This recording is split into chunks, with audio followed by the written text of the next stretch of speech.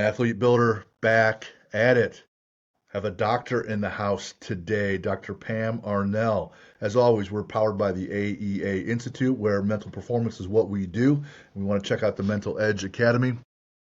Today, we have someone in that vein. She's the executive director for 220.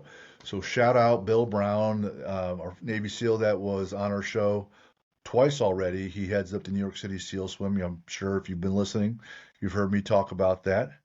And he mentioned that when any of the vets, first responders, any families of vets that are having challenges, he said, you know what?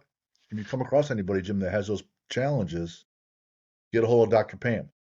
So, talk to her, learn more about her entity, started to partner a little bit more with what we're doing with the AEA Institute. We want to support them.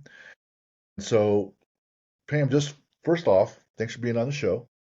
Thank And you for having me. the 22-0, and some people really kind of challenge this sometimes.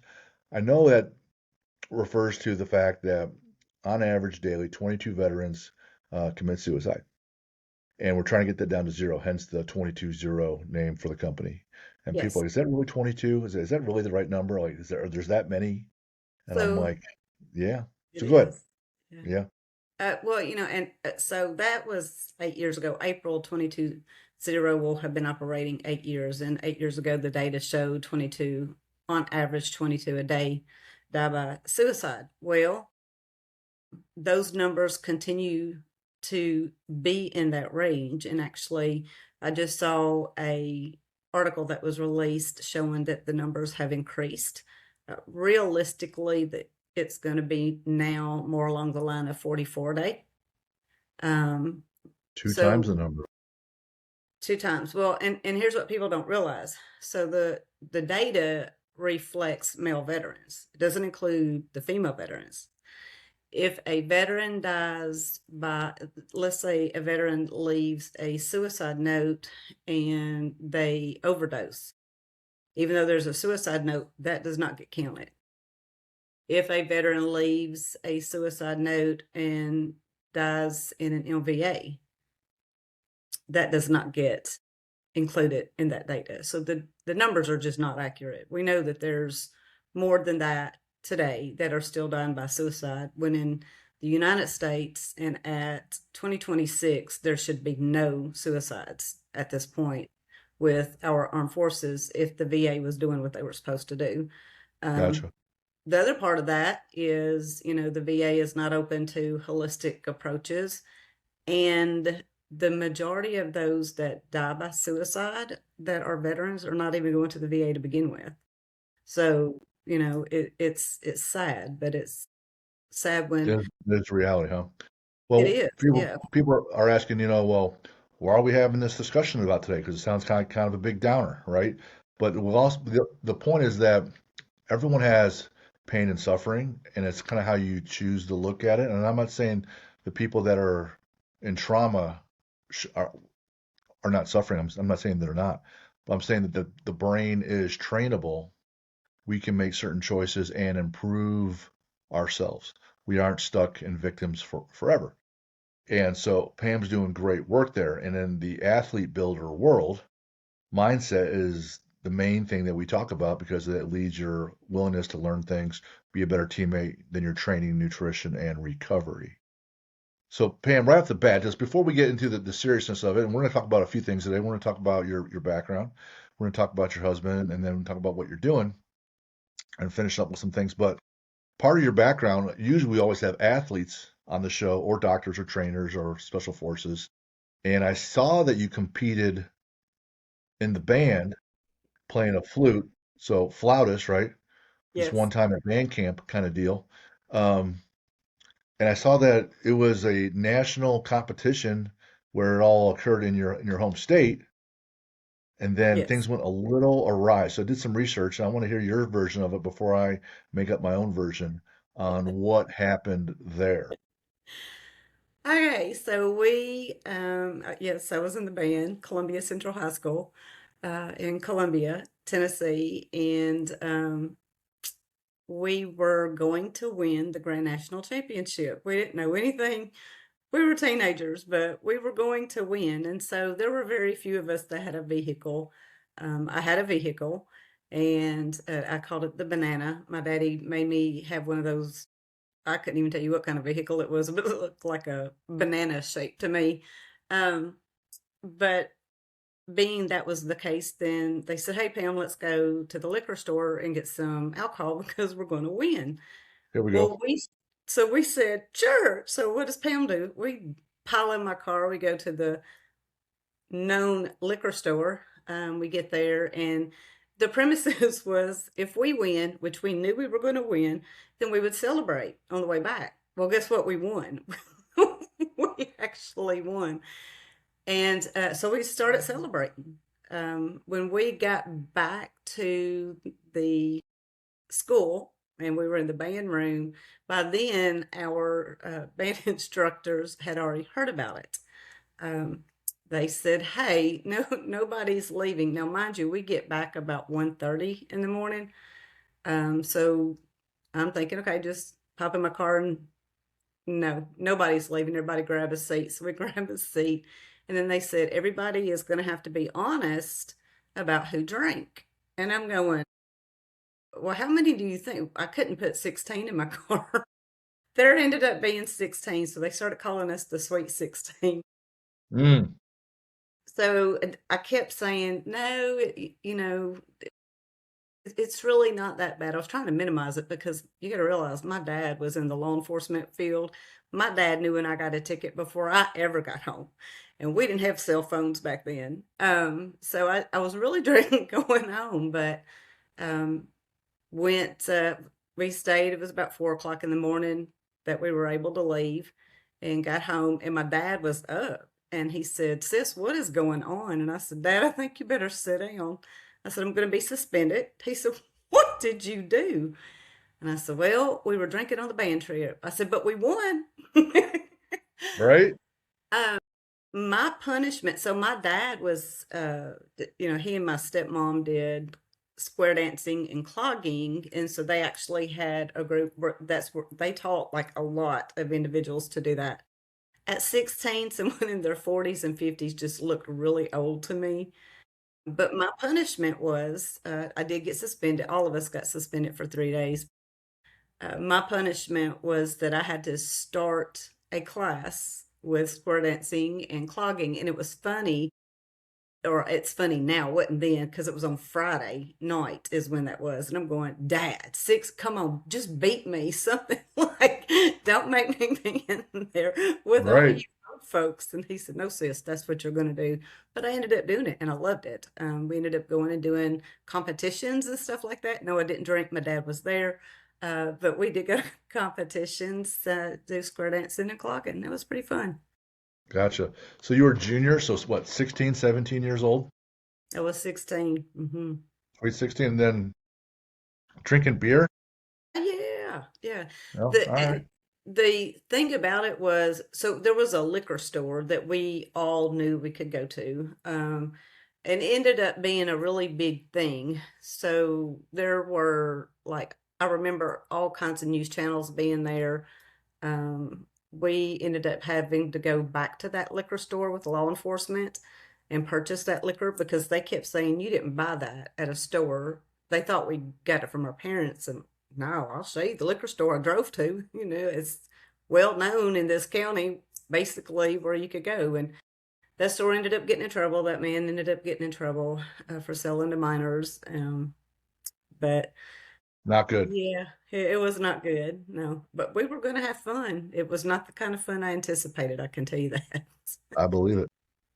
And then I was looking at your bio, and it said you're always looking to serve, whether it was in the military or you said you mentioned being a police officer, but like rides at in an amusement park at the time, there was a height requirement, and so you couldn't ride the ride or you couldn't actually be a police officer, so you went the firefighter route, correct? So the firefighter route started in 2008. Yes, there was a height requirement that was lifted eventually in the mid 80s, whatever. So I ended up going to college to go into social work, into the counseling field.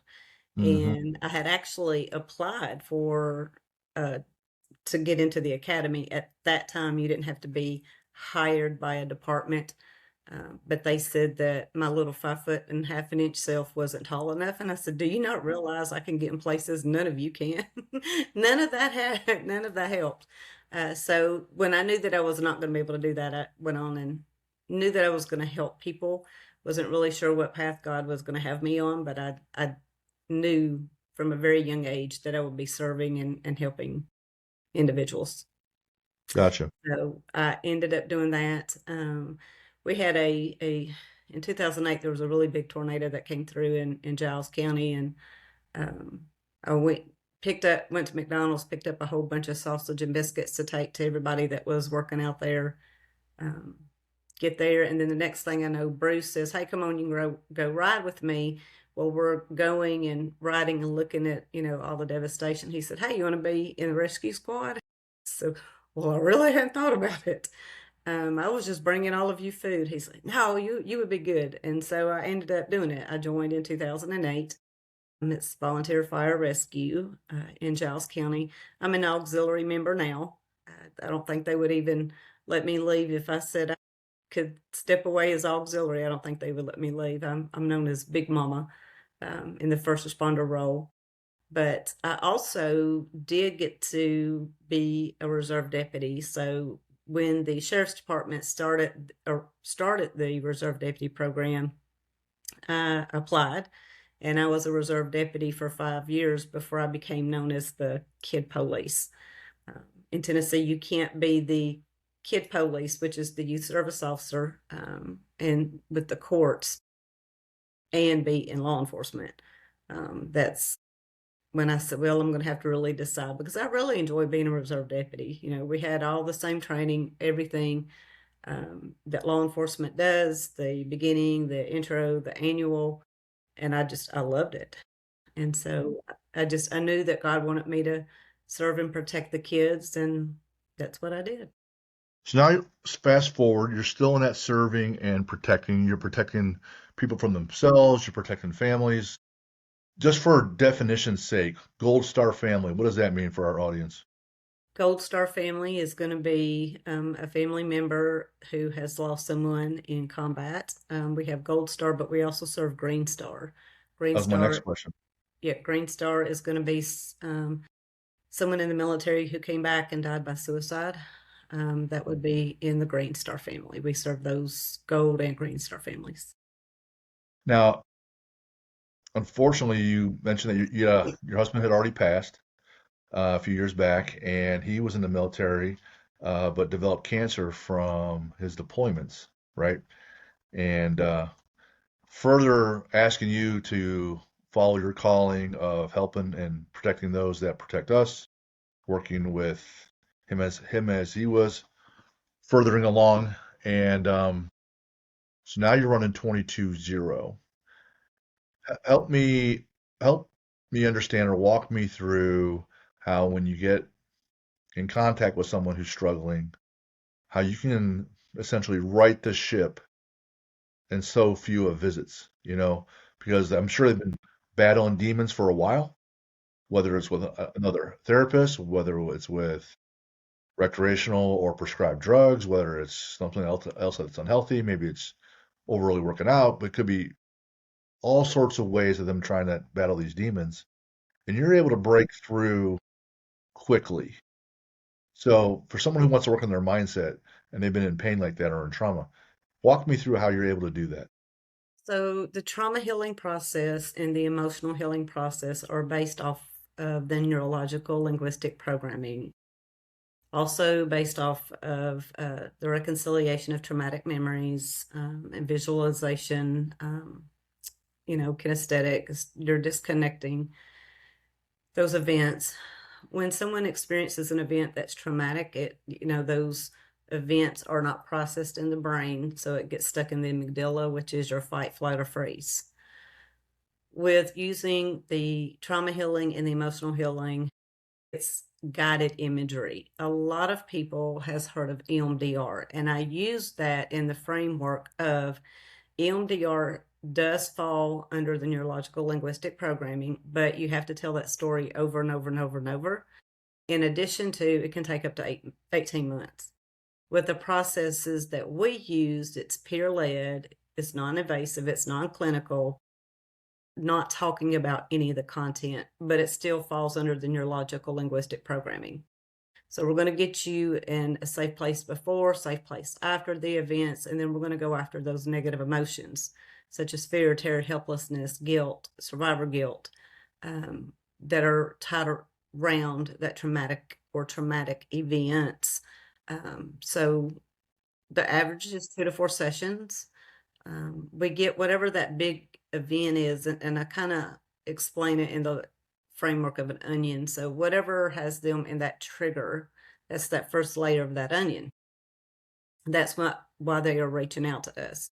But in addition, we're going to go and clear any other traumatic events, and that means going all the way back to childhood and getting any of the adverse childhood experiences that they may have. So by the time they're done with us, be it 3 sessions, 4 sessions, we've cleared all of the trauma and then the negative emotions tied around those traumas.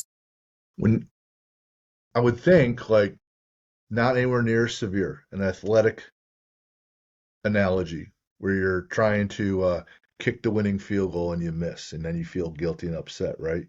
When you talk about missing the field goal, or you talk about the trauma where your buddy died and you lived, just talking about it probably makes them relive it. Like we talk about visualization with our athletes, they're then visualizing, like your clients are then visualizing the trauma.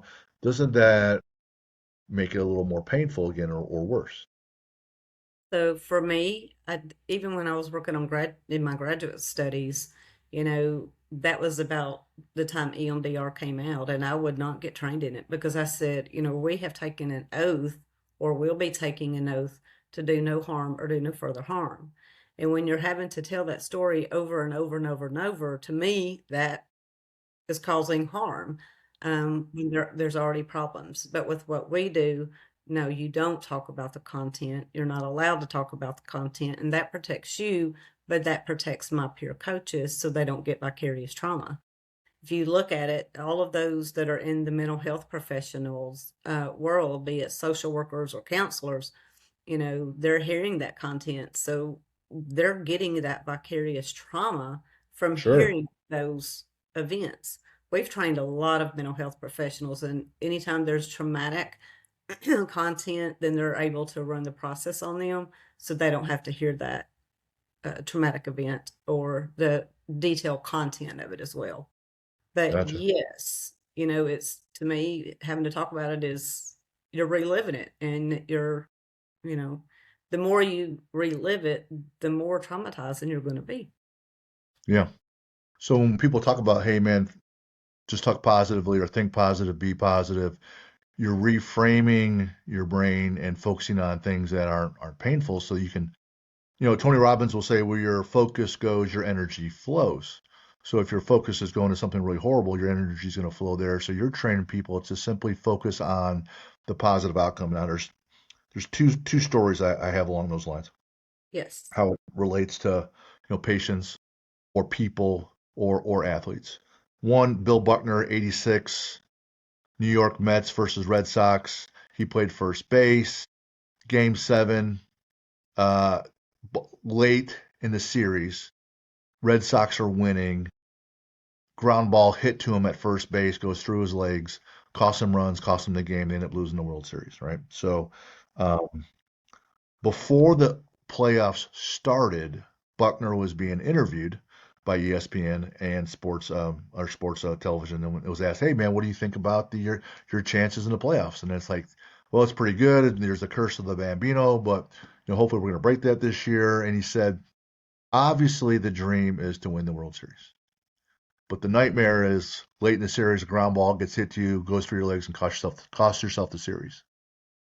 So he says this out loud on TV. And then in game six of the World Series, the exact same scenario unfolded and occurred, and bam, it happened. So when you're focusing on certain things, Mhm. you're training your brain to be in pain, right?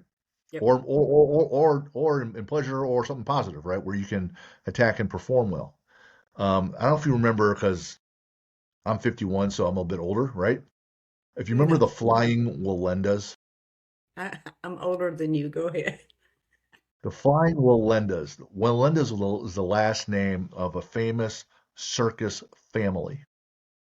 And what they were famous for doing is doing high level acrobatics on the high wire, sitting on chairs, multiple people on top of chairs, all on the high wire. And what made them famous, and why people come from far and wide to see this act, is that this was the family that would do the event without a net, no net, No net. Oh, no wow. net. Parents, the kids, Wow. the whole family was always doing the flying Wallendas, right? Trapeze, no net.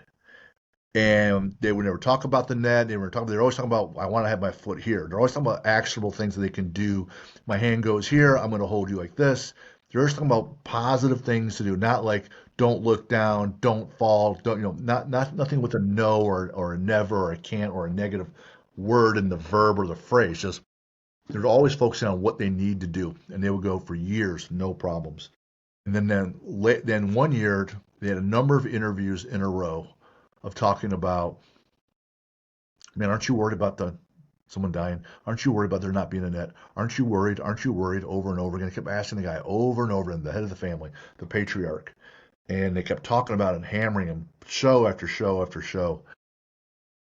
And then so he started talking deeper and deeper and deeper about it, right?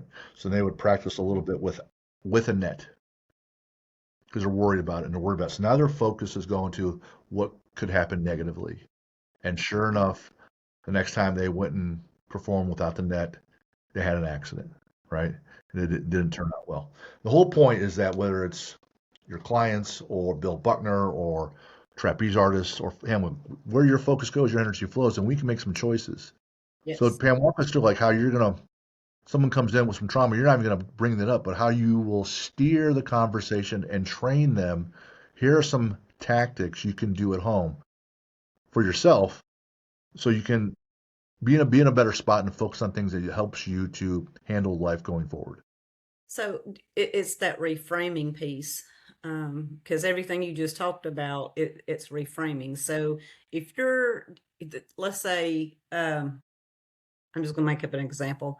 Say I'm out driving and a deer hits my vehicle. I can be consumed by the fact that that deer has hit my vehicle, or I can say, well, the good thing is I didn't lose control of my vehicle. I can replace my vehicle, or my vehicle can be repaired. No one else was involved in that accident, so no one died.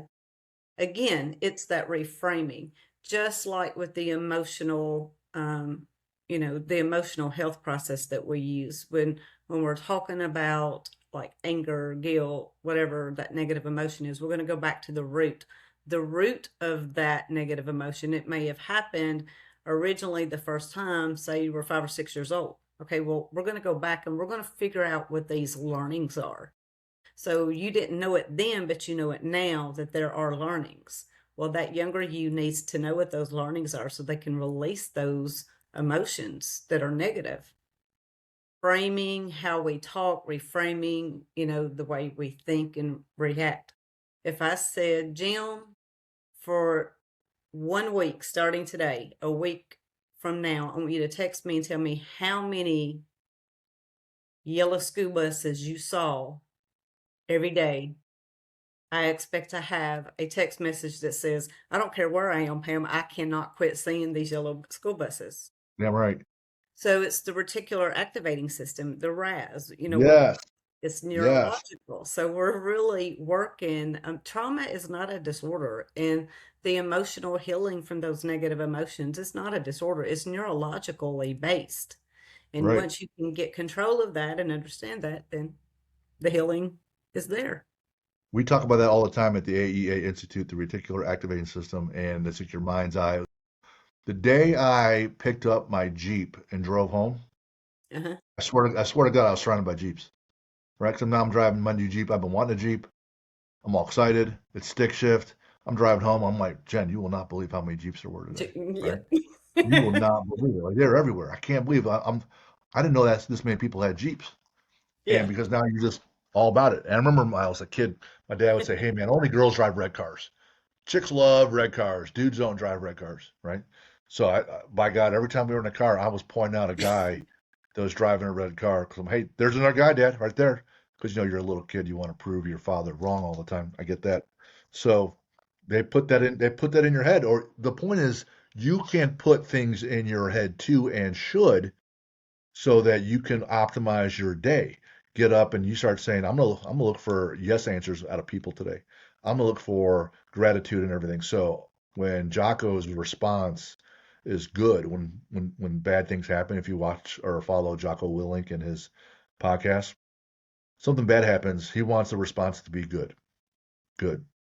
That way you can reframe immediately, look for some positives. That way you're not upset. Because I know when a lot of people, be included, when I'm upset, I'm making worse choices.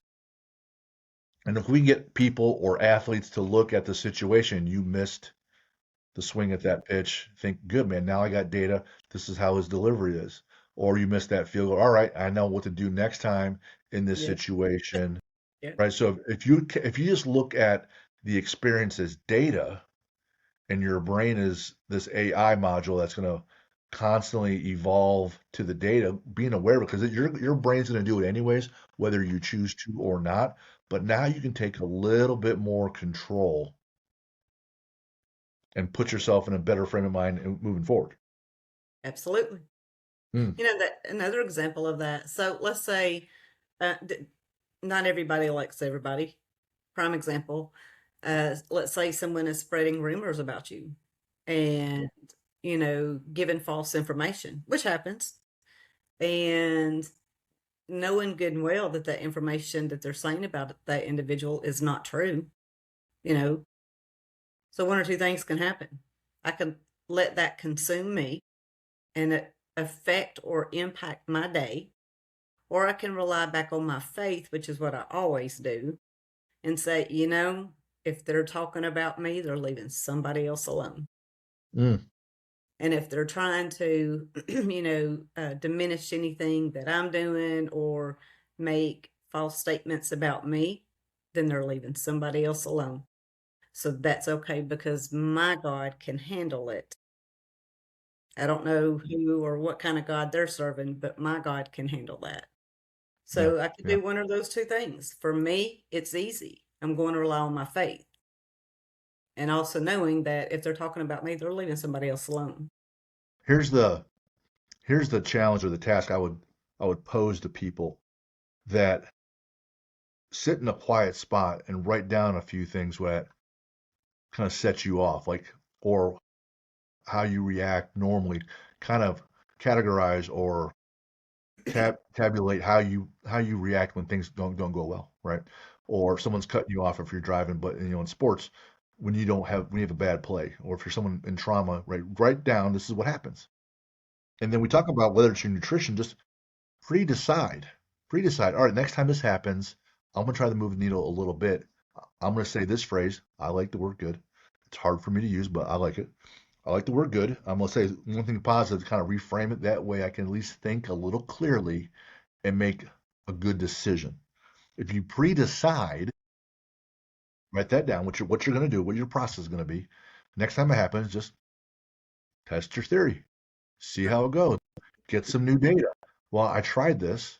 It worked okay. I'm gonna try it again. So when you get more data, then you can make another adjustment whether you wanna or make another decision whether you want to adjust again or not. But it's sitting quietly for a minute, writing down the problems that set you off, and then pre-decide how you're going to handle it, and then see how it goes. Don't just walk around thinking, well, I'm just out of control all the time, because then you will be. You will be. You will And be. then you're not going to perform as well. No, no. Whether it's at home, at work, or on the field, or with anyone else. Right. Gotcha. The what's on the horizon going forward with any of your endeavors at 22-0? I remember you talking about music. Yes. So, one of the things that I started after becoming the executive director was the ambassador program. Hmm. We have some veterans that are now independent music industry, uh, singing and all that good stuff. Well, I had met Ty Warner. Ty Warner is an Air Force veteran and now in the music industry. And we met through a mutual connection through another podcast. A friend of mine, David, has a podcast in Nashville. And basically, you know, when I'm able to watch the live interviews, I happened to be doing it that day. He was interviewing Ty, and I heard Ty talk about being a veteran. So I'm grabbing my phone and I'm texting David, and I said, "Tell that man," I said, "thank you for his service."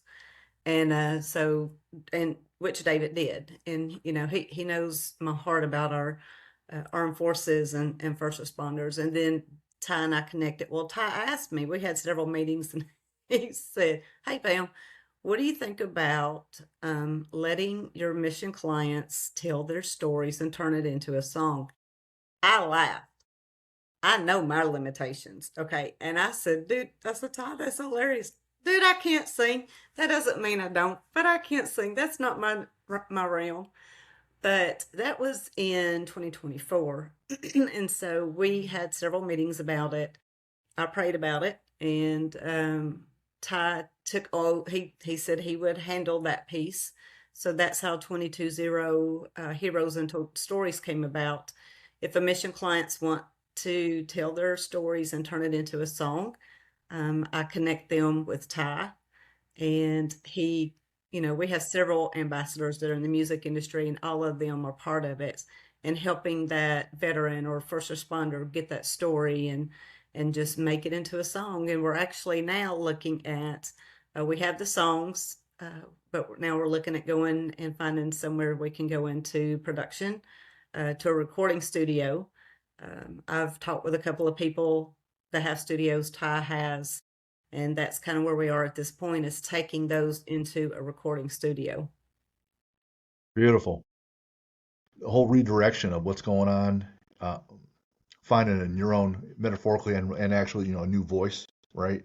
Yes. Um, for a new season in your life. So I get that too, So you only hear once, so let's make the most of it. I like that approach. You'll find that lessons carry over from industry to having fun or hard work, right? So things that are true in the military are true with sports or true in the business world. So I love how people keep evolving like that. That's so much fun. You mentioned, you can't sing, but you still will, right? Sure Um, will. right. So if you're walking or you're hiking or you're working out, what do you love? What kind of music do you like to listen to? I listen to praise and worship music. That tracks with how you've been talking. What's an adventure vacation place you'd like to go to? I would like to go to Hawaii with my son, daughter-in-law, and three grandkids. Just a family trip to Hawaii. Any parts in particular? My wife and I went for her 50th birthday. Did you? No, I don't. Just, I hadn't really thought about a specific place in Hawaii, Hmm. just Hawaii, just to get away from, everything, have that family time. That's something that's definitely changed since my husband passed away, in 2023, is making sure that we have more of that family time. I'll tell you this, we're big nerds, so on a 7-day trip there, we spent 2 full days at Pearl Harbor. My wife, Really? she read everything. I read a lot. She read everything. We experienced everything, Wow. all the components. Maui's going to be the prettiest, but the most heavily trafficked. We're in the Big Island for most of our time there, and we like to go to national parks and go hiking. So that's mostly what we did. How about a favorite sports movie? The Invincible Man. The Okay. Invincible. And then Uh, favorite have you seen that movie? with Vince Papale. Vince Papale. I love Yeah, I've him. seen that. Yeah, it's a true story too. It is a true story. So 220 was partnered with a Right to Heal. It's a nonprofit. And that's how I met Vince. And Janet was through Lisa. So Lisa Regina is an advocate, big advocate. She has a nonprofit, and we do a lot with veterans, like the Veteran Drone Training Program. One of the things we're working on now is she has created heroic episodes, and that's for underprivileged kids, but it's also for disabled veterans and keeping those stories alive for those veterans. And we had a fundraiser at Lisa's a couple of years ago, and Vince was there. That I Oh, love that awesome. movie. That is awesome. Yeah, Yeah, Mark Wahlberg does a great job in it too. he does. Yes. Yes. Uh, Favorite book? Mm, I'm just gonna have to. It's gonna be the Bible. All right. You got a superhero for us? Superhero, Yeah. Wonder Woman, And villain? Catwoman. I saw for your favorite lift, you like walking for quiet time, and I get that. You have a quote for us? Jeremiah 29:11. He knows the plans he has for me, and I rely on that. He has created my destiny, and as long as I'm on the path I am, I know that I am taken care of. Beautiful. Thanks for talking about um, veterans, what you do, athletes, how you can reframe your brain based on making the actual cognitive choices. Regardless of trauma, you can still train your brain, which is important to for everyone to understand. For anyone who wants to get a hold of us, obviously you can reach out at info@athlete-builder.com, and we're powered by the AEA Institute. But Pam, where can people get a hold of you, especially if they're struggling? You can do it a couple of ways. You can call me. My number is 931-638-7131. You can go to the website, and that is the number 22, so 22, ZERO.org, 220.org. Awesome. Well, we're looking forward to partnering with 220 and supporting all the peer counselors and sponsoring 250 folks. So that's exciting for us. We want to make an impact, which is what I'm called to do, and people here we're called to do. And so we'll do it with the resources that we have. And Pam, I really enjoyed having you on here today. It was great, man. Thanks for taking the time. Thank you, and thank you for having me. For sure. See you later. See ya. Bye. Have a good rest of the week.